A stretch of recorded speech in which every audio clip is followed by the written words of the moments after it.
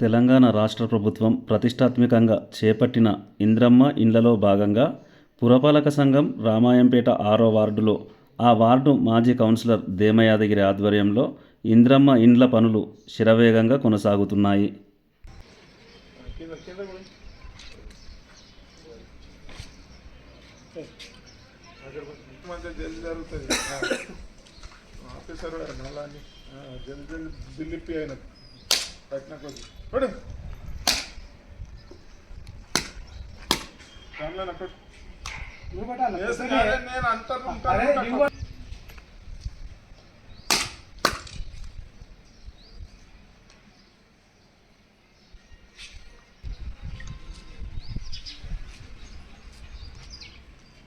కాంగ్రెస్ ప్రభుత్వం గౌరవ ముఖ్యమంత్రి శ్రీ రేవంత్ రెడ్డి గారి నాయకత్వంలో మైనపల్లి రోహిత్రావు ఎమ్మెల్యే మేదక్ గారి సహకారంతో మరి రామాయంపేట మున్సిపాలిటీ 6వ వార్డులో 10 ఇందిరమ్మ ఇండ్లు మంజూరు కావడం జరిగింది.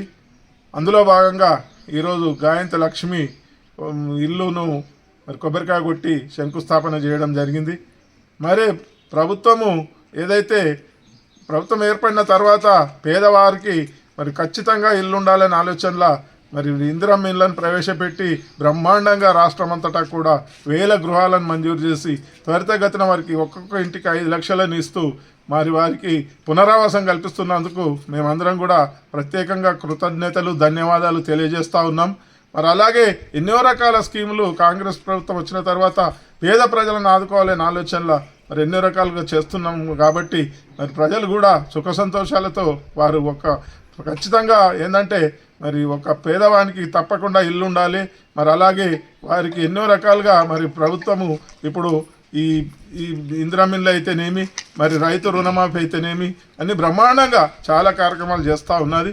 మరి రాబోయే రోజుల్లో కూడా ప్రజలందరూ కూడా కాంగ్రెస్ ప్రభుత్వాన్ని దీవించి మరి ఇంకా ఎంతో లబ్ధి పొందాలని తెలియజేసుకుంటూ జై కాంగ్రెస్.